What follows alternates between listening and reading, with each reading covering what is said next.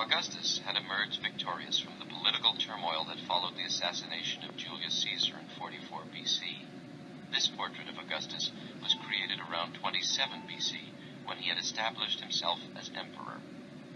Augustus greatly admired the civilization of classical Greece and aimed to recreate its spirit in Rome. This included a return to an ideal, timeless sculptural style, which he felt was suitable to the new golden age he planned for Rome. Sculptors entrusted with creating an official portrait of Augustus, therefore, had to achieve two things. The portrait needed to have enough elements of the emperor's real likeness to be recognizable to his subjects, but it also had to display an ageless, classical quality. This image of Augustus indicates his broad cheekbones, small chin, and prominent ears, but makes them secondary to the overall sense of youthful idealization. Imperial portraits were reproduced often.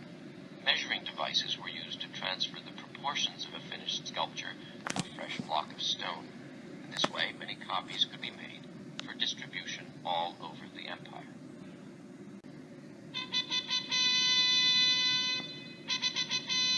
You may approach, but do not come too close, for I am Augustus, first emperor of the mighty Roman Empire.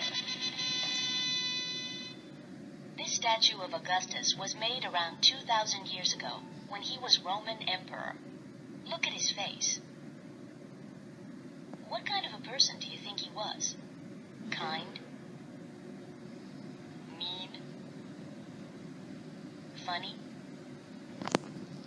Thoughtful? Augustus was a very popular emperor. In his capital city, Rome, his workmen built many new temples and meeting halls. They used gleaming white marble, a very expensive stone. In fact, this statue is made from marble. I like to keep my citizens happy. If you had been one of my people, you could have gone to plays, gladiator contests, or chariot races every week. I enjoyed the entertainments too. But at home, I preferred a simple life. My favorite meal? Bread, cheese, and small fish. Ever tried them? You just crunch them up, heads and all. Delicious.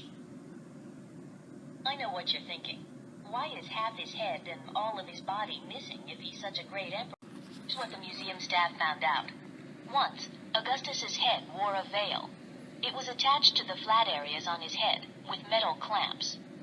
The veil showed Roman citizens that he was head priest of Rome as well as emperor. But somewhere along the line, it got lost. And as for his body, well, he had one of those once too. Statues of emperors were made with separate heads and bodies. That way, when there was a new emperor, it was easy just to take the old head off the statue and put a new one on instead.